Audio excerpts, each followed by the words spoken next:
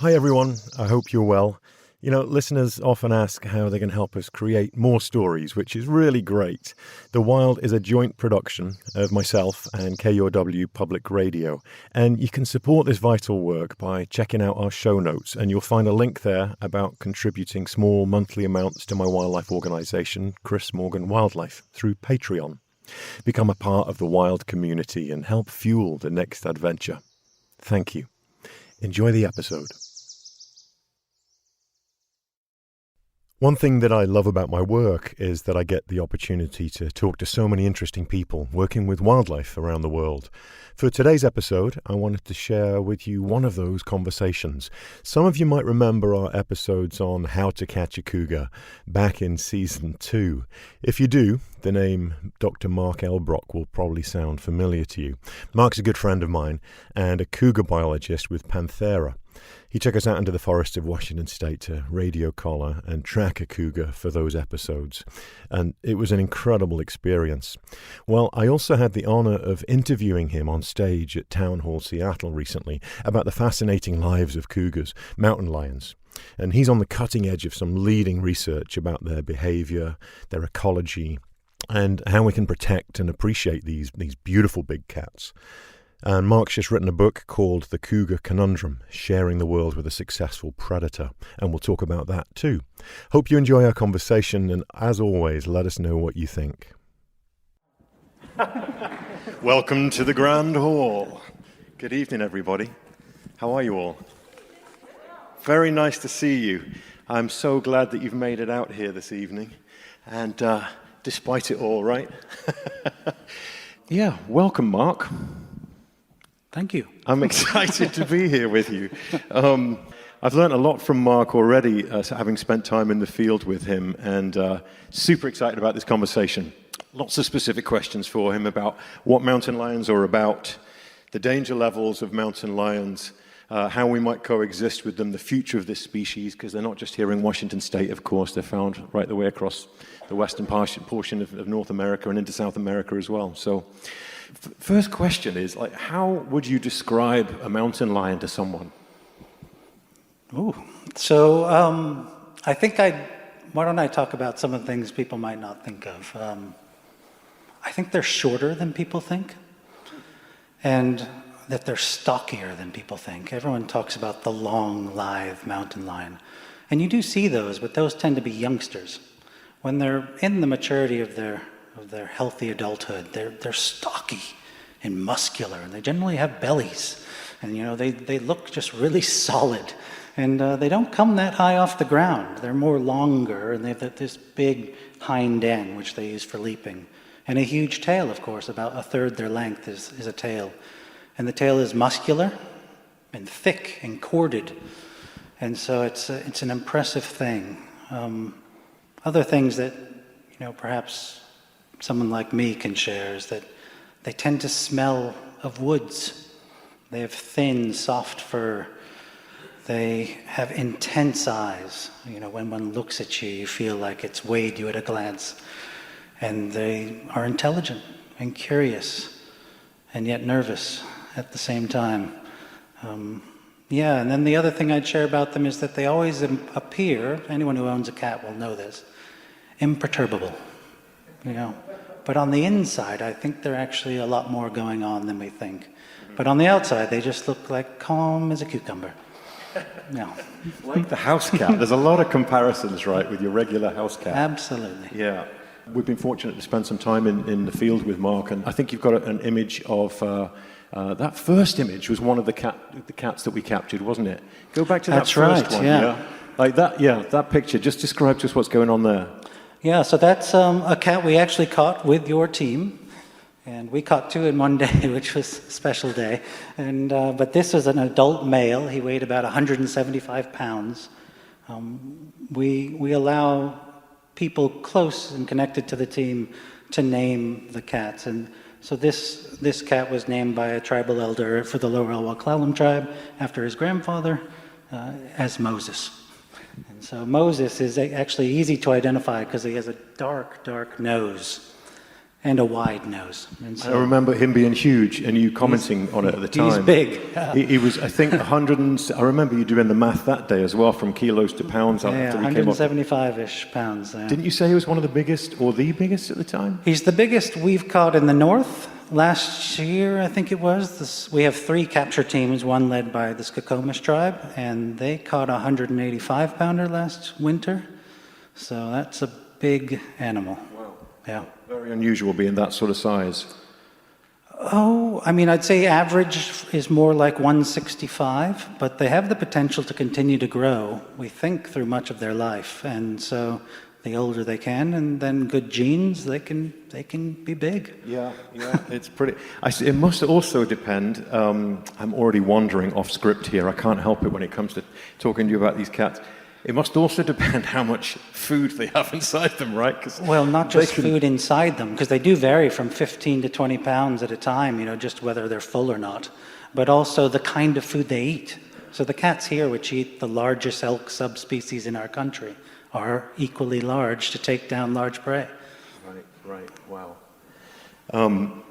You're clearly an animal lover. Is that something that you've had since childhood? What got you? Where was your childhood, and where? Tell me about your childhood, Mark. Where did all this begin? Since birth, yes. I was born in England, and a successful, what I call a successful collaboration, American-English collaboration. My father was a U.S. military stationed over there, and met my mother, and so. Yeah, I spent much of my childhood in the sort of shadow of my grandfather, walking around natural landscapes. He taught me plants and birds, and I remember I was 5 when I caught my first rabbit in a butterfly net. I'd stalk up those, and in England the rabbits live in burrows, and so there's masses of them out there, and I'd sneak up with my butterfly. It took me a long time, but I don't know how I did it actually. I managed to catch one and brought it home for a while, and then brought it back to the burrow, and it was amazing. But yeah, I mean lots of things. How do you go from being a child in which county was it that you lived in? Suffolk. England? Yeah. Suffolk. Yeah. How do you go from being a child chasing rabbits with a butterfly net in Suffolk to studying mountain lions? What was that leap? Oh, it was a simple leap. I mean, honestly, I was catching things. 25 to 30 foot leap. Yeah, exactly. So catching animals my whole life, and bitten many times through my childhood by various animals. The worst, I think, was when I was 7. I caught a rat, a real rat, that my dog and a neighbor's or a friend's dog were about to tear to pieces, and it came out of this woodpile, and I grabbed it. I was, an intelligent 7-year-old. I got garden gloves on first, to protect myself from potential disease, and the rat just bit me in an amazing spot, and blood was like spurting out of my hand, and I had to be rushed to the emergency room. And there I was, of course, cornered by several doctors who told me I can't be doing this with animals. That's not a good thing to do. And I defiantly told them that I was going to be like Jane Goodall when I grew up, surrounded by wild animals. It's funny, because I kid you not, just before we came out here, we had the window open in the green room there, and Mark looks out the window and goes, "There's a rat." And it ran across the work site, across the road there. You've got your eye in for sure. When you talk about, back to that making mountain lions your life, was there something that grabbed you, or an experience, or something that sort of thrust you into it, thinking, okay, this is the species? Because it's a very specific study of that you've focused on, isn't it? A very specific species. No. There really wasn't.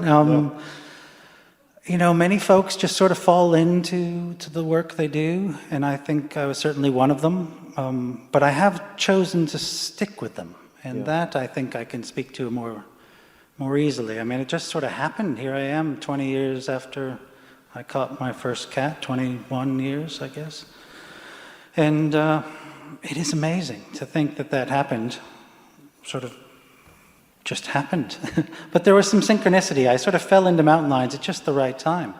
Technology was changing so rapidly. We had GPS collars and remote triggered cameras and then digital cameras, and All of these things were new tools that allowed us to ask new questions and to explore things we'd never done before.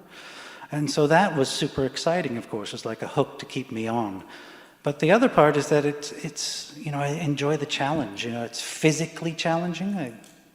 Hiking mountains, trying to find them, trying to catch them, trying to follow them, trying to learn about them.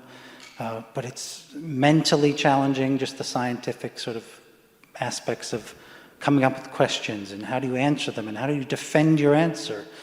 And it's emotionally challenging. I mean, it's draining at times to be caught in the middle of opposing views and what people are saying about mountain lions and dealing with misinformation and policy and regulation. But it's all that challenge that keeps me engaged, and it's because of that I've stayed with them.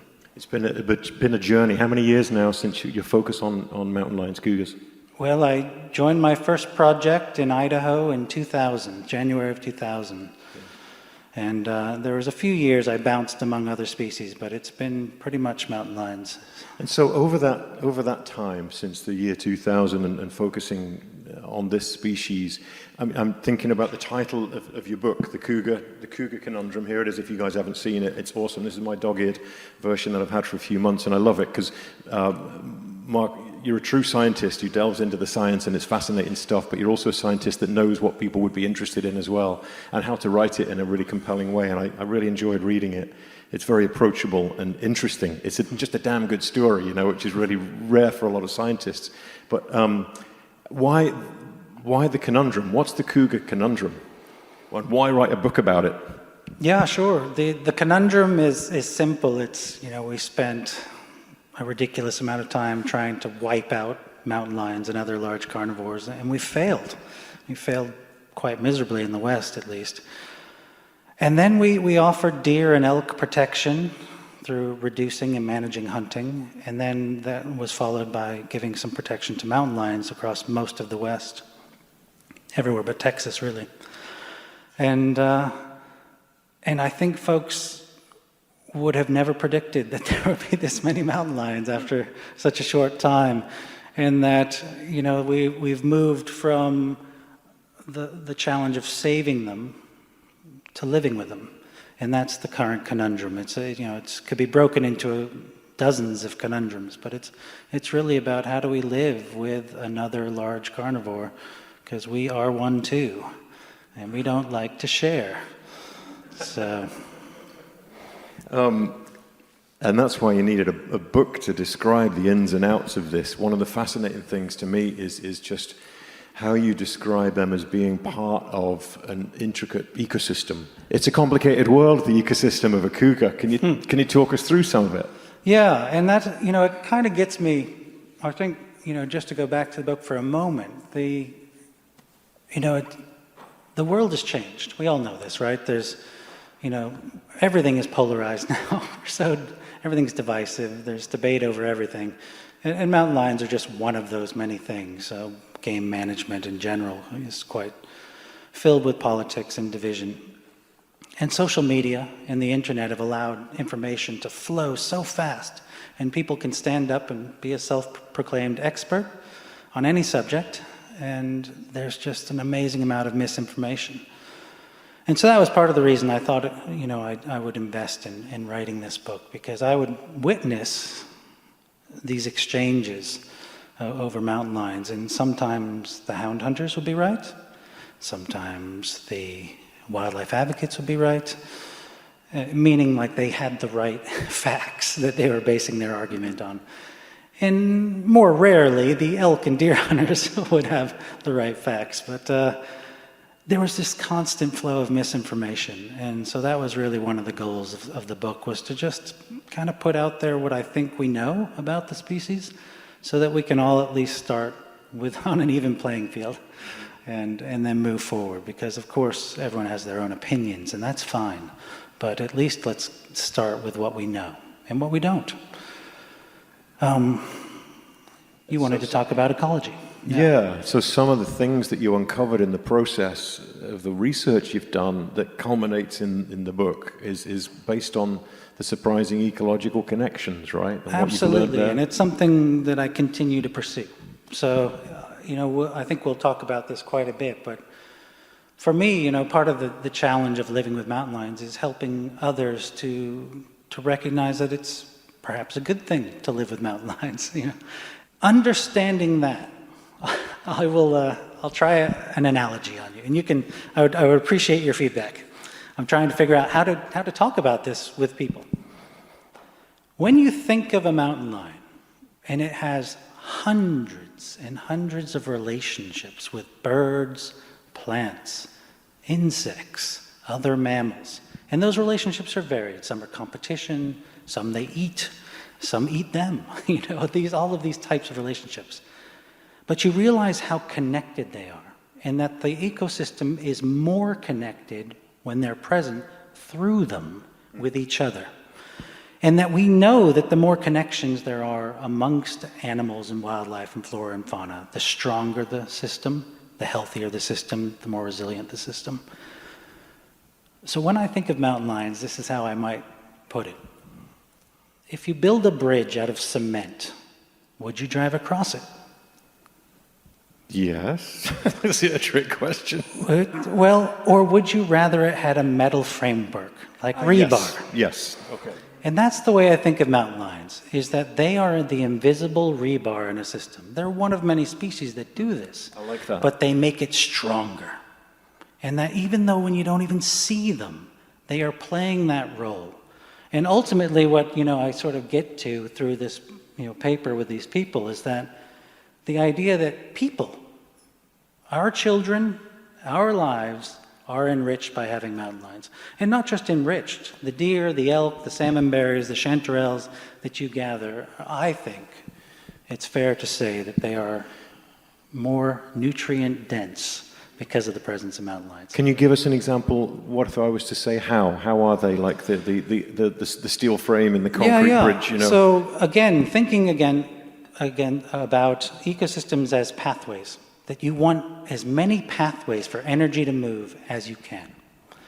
And so just a couple of weeks ago, for instance, we had a cat named Papiche. He lives on the coast of the peninsula. And he drug a dead, well, we actually don't know if it was dead or alive, a seal off the beach into the woods, and he ate it.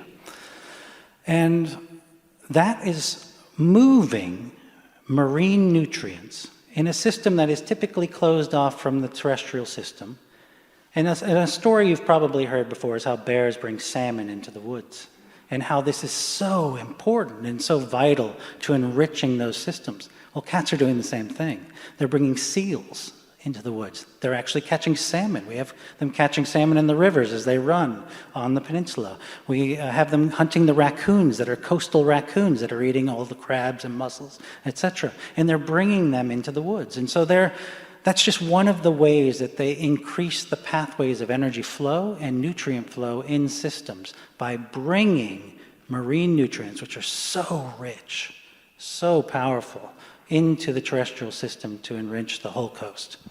Isn't it amazing that we live in a state where there is a coast that is that wild that enables a cougar to walk out, grab a seal, and drag it into the woods? I mean, it could all be built up and developed, and it's just incredible just looking at a map of that and knowing that it's that there. was in the park too, in the Olympic really? National Park. Yeah. Do you know how many cougars live on the peninsula? I know that's a crazy question, but is there any kind of estimate for?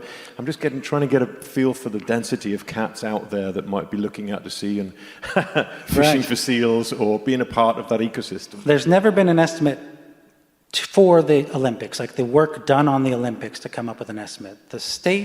Our state agency here has done estimates in 5 different places in the state. And based on that research, they kind of assume that there'd be roughly, again, 2-ish cats per 100 square kilometers or 38 square miles. But we will answer that question. We are in the process of estimating the abundance of cats on the peninsula as we speak. More from my conversation with cougar biologist and author Mark Elbroch after the break.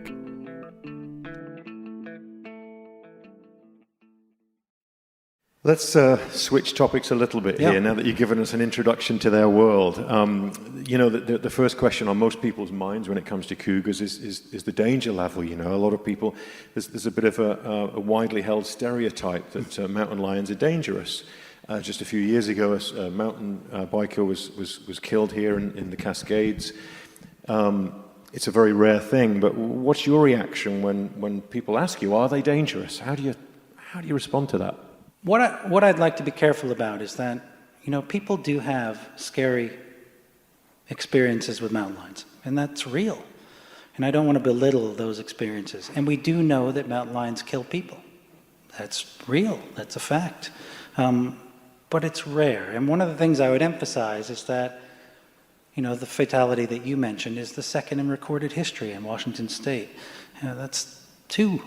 And more importantly is that mountain lions are such individuals. They're all different. And that, yes, at times, an individual mountain lion, under the right circumstances, might pose a threat to pets, livestock, or people. But that is a rare mountain lion. And that, in general, I think the character of a mountain lion is extreme caution, extreme, to the point where they are looking for any way to avoid confrontation at all times. And I've had close encounters with mountain lions many times. One I'm thinking of is in Wyoming was a mad, crazy snowstorm.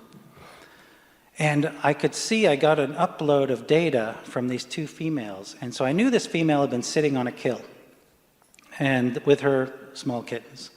And I could see this other female with old kittens was coming in and was like a couple hundred yards from her. And I was like, oh my gosh, I got to get cameras out there to be able to capture the interaction. And so I threw them in the truck, and it's like snowing like a banshee. I won't go through all the details. I just go up this mountain. I got stuck a couple of times, but I made it. I got up there, and I just start hiking. Got all my cameras, and I'm like hiking into the snowstorm. And I knew where the kill was because I had visited it earlier in the week. And I had actually had a couple cameras, but I was worried they were done by now. So I wanted to change them. And I knew I just followed this where the drop-off was, so I didn't have to see much. I just knew the drop-off was right here on my left, and I just would wrap around, and I would eventually get to this kill. And I'm just going, and my head's down because the snow is horizontal, it's starting to get dark, but I'm just like getting there. And I come around a tree, and I enter this like bubble of no wind. It was the perfect spot where there was just no wind. There's hardly any snow, and from here to the edge of the stage is F51, this female, and 4 very small 3-month-old kittens. And she stands up, and I've had a lot of close encounters with cats, and usually they run, right? But the first thing she did was step towards me. And I was like, and I just knew that this was not the way things are supposed to go down. And she took another step at me, and I just and immediately stepped at her, and I just started yelling. And I clapped my hands as loud as I can. I'm like, you do not want to do this, do not do this. Do not come any forward, and she just froze. And I'm just still yelling at her, do not do this. Do not come any closer. Just really getting in her face, clapping, banging, banging, banging. It went on for what felt like a very long time. And then she glanced over her shoulder. The kittens had just evaporated into the snowstorm, and she turned and she left. And that's what most encounters would be if you just go, Right, show them who's boss. Right. And I've heard a good tip for kids, those of you with young kids, when you're out in cougar country, is to help the kids understand that the larger they look, the more intimidating they look. And they can unzip their jackets, right? Unzip their jacket and then pull the coat up above their head so it makes them look a third larger than they actually are. It's a good trick. It's fun for kids to know, and It's a good instant reaction for them to understand, and it's all about that dominance thing by the sound of things. Do not let a cat gain momentum. Yeah. You've talked a little bit about the females with kittens, and let's talk about the social lives of these cats a little bit, because they're known for being solitary animals. Most people think that they live these solitary lives and lone hunters, but a lot of your research shows otherwise, doesn't it? It shows that these cats actually spend time together. What have you found? The way I describe sort of mountain lion communities now is, most people think of mountain lions, a big population that's just spread across the world or across the state or wherever you live. And I don't envision them that way anymore. I think of them as a collection of small communities, and that these communities are generally governed by a territorial male. And within those communities, there's frequent interactions. First of all, I love the word governor, by the way. Oh, yeah, you like that? It's a pretty interesting way to start perceiving what is going on in this society. Yeah, yeah, he defines the limits of a community in terms of its space, but also in many ways influences who interacts with who. So he does have sort of authority, if you will, or influence in his fiefdom, or whatever you want to call it. And so within a community, look at M29 and M85, these are real cats with sort of their rough home ranges, and they're the dominant males. And then within their communities, there's frequent interactions. And these aren't just interactions, these are actual instances of food sharing. Who's sharing food with who? And the thicker the arrow, the more often it happened. And you can see it's mostly happening within the communities, but occasionally across it as well. And so what's interesting is to think about a couple of things that come out of our work is that food may be a social currency, because most interactions between mountain lions aren't fighting or courtship, they're about sharing food. And the other is that we found a tremendous amount of reciprocity. And that means that when one mountain lion shared with another, that mountain lion was 7.7 times more likely to share back in the future with that other mountain lion. And, it's a fascinating thing to talk about reciprocity. For many, many years, we thought only humans were sort of capable of the mental gymnastics to think about reciprocity, because it implies that they have a history with an individual and that they make a decision based on that history. And so that's complex thinking. Yeah, especially when it comes down to history with one particular individual, right? I mean, right. That's incredible. I mean, even to think of it interacting enough for them to deduce that is kind of cool, really. Can you just tell us a bit about your current focus project and what you're working on here locally and abroad, Mark? I know I'm glad you asked, because I stuck in a picture. Oh, yes. So I stuck in two pictures. So I work for Panthera, and we have a Puma program, and so we work across the Americas. We have 4 major projects now. The one is local on the Olympic Peninsula. And it's an amazing project. And it's Kim Sager-Fradkin, who's on the far end there with the hat. She is the wildlife manager for the Lower O'Clallam tribe. And the two of us co-lead this, what we call the Olympic Cougar Project. And it's in collaboration with all of these others, the Skokomish tribe, the Makah tribe, the Jamestown and Port Gamble Sklallam tribes, the Quinault Indian Nation, the Point No Point Treaty Council, as well as the Department of Transportation. And it's studying mountain lions on such a scale as I've never done before, across the peninsula. Huge effort looking at how many there are, all about their dispersal ecology and how they connect across I-5 to the lower Cascadia, with the real goal of building bridges, which is super exciting. And do you mean literally building? Literally building bridges to connect the Olympics to the Cascades. And like they've done on I-90? Right, exactly. And Washington's such a forefront runner in this. And this is, the synchronicity of all this. There just also was a new group, a working group on wildlife connectivity across I-5 being started, really had started just before we began. And so we were all able to come together, and now we can feed our data into this already existing working group to really look at how and map connectivity across the state. And so part of it, with radio collaring some of these cats and then using all of these cameras, you've got a massive camera network, I know, that'll reveal to you whether perhaps are they potentially getting across I-5 in places? We have yet to see one succeed. That's why we're focusing on dispersers, which are meaning those young animals that leave mom but haven't found a territory of their own. And so they're the ones that really are the most likely to cross I-5. And so far, we haven't seen it. We've had we did have one that crossed and came right back in a terrible place. That's the closest we've gotten. We've had a few others put their paw on the pavement, and we're like, well, no. We had one that we thought might get around to the north in an unexpected avenue, swam to Squaxin Island, and if he had swum to that distance again to the next island, he could have popped around Olympia that way and crossed underneath through the National Wildlife Refuge. That would have been amazing, but he was unfortunately shot en route. And I mean, these cats are, it's, it's tragic stories. We're watching them die in every way, disease and people and hunting, and it just is on and on. But that is the best, strongest data to kind of test that idea that they can cross.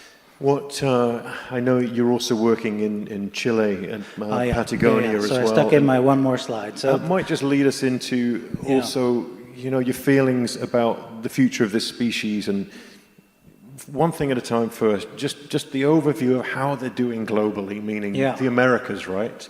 Right. And then what the future might hold for them. So mountain lions, how are they doing? I think honestly they're doing okay. There's lots of mountain lions in the West. That said, the United States has the greatest potential for recovery. So with European settlement, we waged a war on carnivores and native people, and we wiped out mountain lions from the east. And there has been slow recovery since then across the Americas. That happened in Patagonia, that happened in other countries, Honduras and many others, where we were able to wipe out mountain lions from parts of the countries. And there has been a recovery since.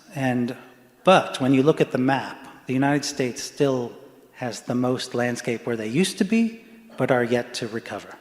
And so, the United States has room for improvement and for expansion. But again, they're doing okay. And I guess what I would emphasize is that, I think I said at the beginning, we're at the point where we're not worried about saving mountain lions. Under their current management, they're going to be here. But we do need to really emphasize, how do we live with them? Yeah. When you mentioned this expansion, one of the things in your book that blew me away, thank goodness you got this book, because I feel like we've barely scratched the surface. It's like, the rest of it's in here, folks. There was a cat that went from South Dakota to Connecticut. Yeah. That's insane. 1,800 miles it's an estimated sort of path of travel. It was an amazing story. Hit on a highway in Connecticut in 2011. There was huge debate over whether someone had driven this cat to the East Coast and released it. And, over the next year, they were able to use the genetic samples collected by other state biologists, who just as part of routine, they find tracks in the snow, they pick up a poop, they get the genetics. And once it was all compiled, they found evidence in 5 places along the path of this cat. So they knew that it hadn't been driven out. And so by estimate, 1,800 miles, which would get the longest dispersal of any known mammal in the world to date. Wow, really? Yeah. I don't know if that's true of marine species. I do know that's true for terrestrial. Yeah. Really?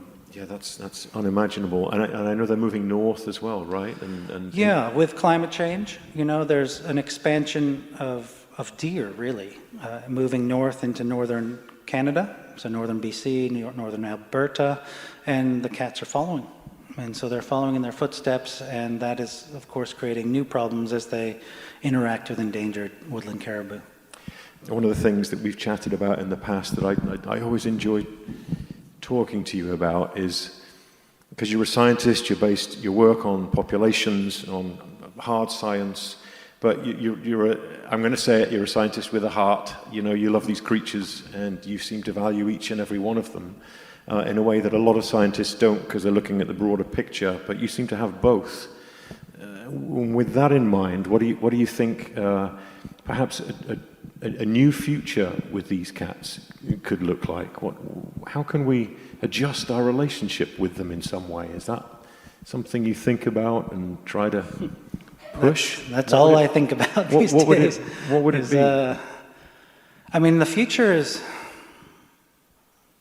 I'll say it's two-sided, right? On one side, I see inevitable conflict increasing. There are more and more people, there's less and less wildlands, that I just see that there's conflict in our future. But the flip side is that there is real movement and there is real change in American cultural values. And if embraced fully, that we could coexist with them as we never have before. So, we're at a turning point, and absolutely we must choose coexistence. And it is a choice. And I think what most folks don't think about is the variety of opinions in our culture. And everyone's entitled to opinion, and everyone is, and that's absolutely true. And most folks, I think, don't think about mountain lions at all. That we know that there are folks who love them and will do anything to protect them and say anything to protect them, and then we know that there are those who hate them. But those are the two extremes in the two small groups of people. Most folks don't think about mountain lions much at all, and if they do, they just assume that, heck yeah, I'd like my life to be safer, and why would you live with a carnivore, and heck yeah, if one kills my goat, you better, I want my public money to help remove it. So what does that mean for our future? It means we've got lots of work to do about understanding how to build tolerance. And that's social work and psychological work and just working with people to understand how people come up with their values and beliefs and how we can change them. But it's also education. We need to do a tremendous amount of work to help people understand the positive things that they do for us and our ecosystems. Because ultimately, I guess my message is this, that I have children, many of you have children.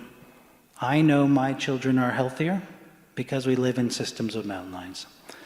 And I really believe that. And so that if we want healthy human communities, we want to live in healthy human wildlife integrated communities, and that those systems are stronger when we have mountain lions. Very nice.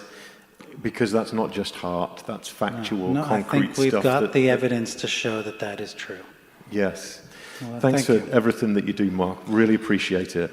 Really, thank you so much for coming and making this happen. Thanks, Mark. Thank you, everybody. Mark Elbroch is a cougar biologist with Panthera and author of the book The Cougar Conundrum, Sharing the World with a Successful Predator. I'd like to thank Town Hall Seattle for hosting this event with Mark and I, and for sharing the audio with us. The Wild is a production of KUOW in Seattle and me, Chris Morgan, with support from Wildlife Media. One way to support this vital work is through my wildlife organisation, Chris Morgan Wildlife, on Patreon. There's a link in the show notes. Our producer is Matt Martin. Jim Gates is our editor. I'm Chris Morgan. Thanks for listening.